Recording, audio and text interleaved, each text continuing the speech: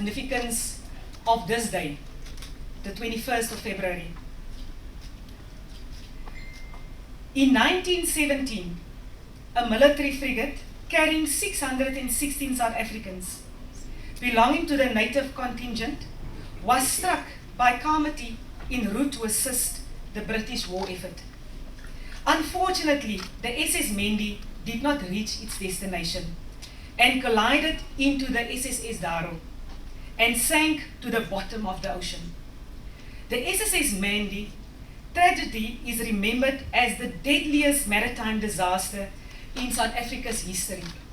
And that was the reason why the former President Zuma decided that Armed Forces Day will be on the 21st of February each year. This year, Armed Forces Week will be hosted in the landlocked Limpopo province, specifically in the capital of Polokwane. And thus the request to arrange this media launch to project our Armed Forces Day to the bigger community of Limpopo province. And how best can we do if we invite the media? I'm Brigadier General Stubble. As Brigadier General Makio indicated, I am leading the Planning Steering Committee for the Armed Forces 2020 that will be hosted in the city of Polokwane. You've been following us for the last few years where we execute the Armed Forces Day. This time it's a turn for the members of Polokwane and the larger public of Limpopo. We're going to start off with the fan park. There's going to be on that day a fun walk. There's going to be sport clinics as well. There's going to be an opening, an official opening on the 14th. We're currently concluding the finer details concerning the grand opening. But the event will take place on the cricket fields. We have identified the cricket fields. I will indicate that to you now as well. There we will concentrate mainly on showcasing the hardware of the Defence Force, prime mission equipment. There's going to be a huge drive on recruitment, and there the public will also have an opportunity to interact with the Defence Force. Then on the Sunday, we are planning an interfaith service. The Chaplain General's office, they are arranging that. That will be in Seshego, an indoor sports facility. Then the next day, we're planning to host a gala evening. That's normally where we say thank you for our partners who assisted us to put everything together. This year, we asked the Navy to manage that on behalf of the Army, because it is in the same venue. I think it's you will understand it's wise that you keep the two events close to one another. So the interfaith is the Sunday, and the very next day will be the gala evening.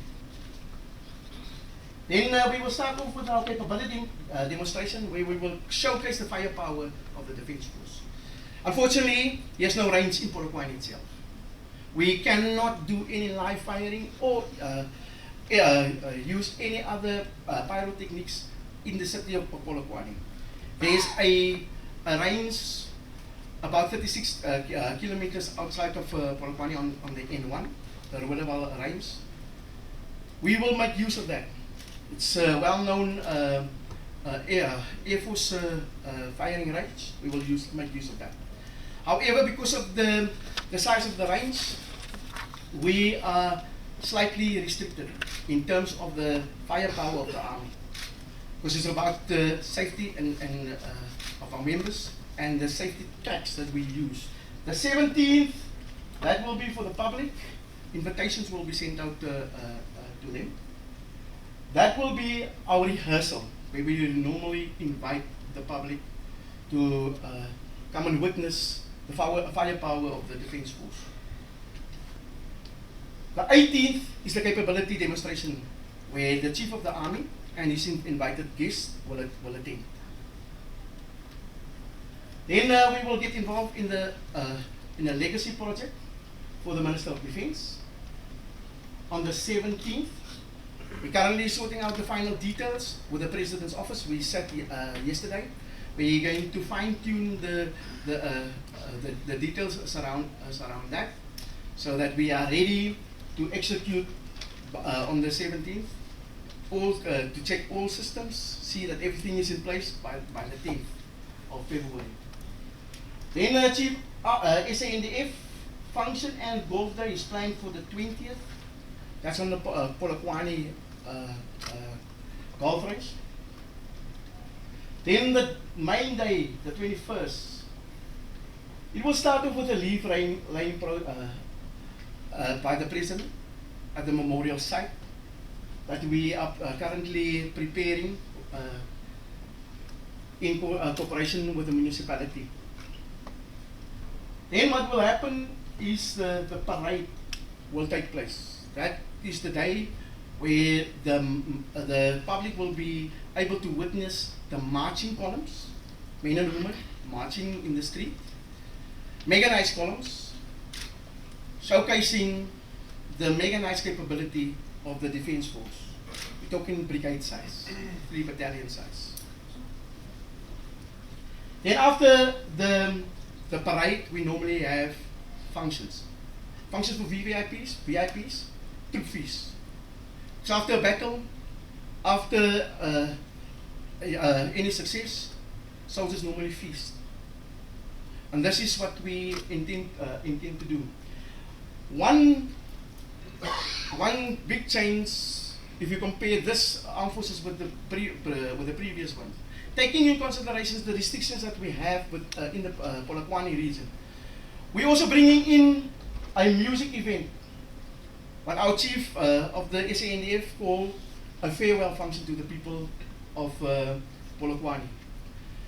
It was never done before. We are fine-tuning that. We're busy negotiating with the venue.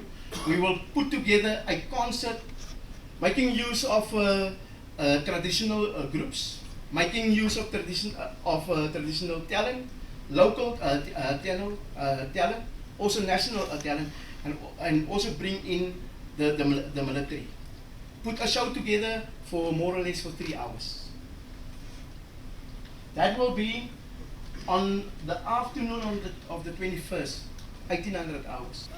I will now request then the Acting Chief Army, Major General De Goede, to deliver his address. The South African National Defence Force is the hub of profession of the arms and the only military force established by the Constitution Act 108, Section 202, recognizes and values and is mindful of the history of South Africa before and after 1994. As my predecessor, General Yam would say, we are the People's Defence Force. This means that the wars of resistance and colonialism are now not only recognized but celebrated and commemorated through Armed Forces Day. It is therefore quite apt that this year the theme in the South African National Defence Force is 25 years of defence in democracy. Take note. This is in line with how far we as armed forces have come in this vibrant and South African Republic of South Africa.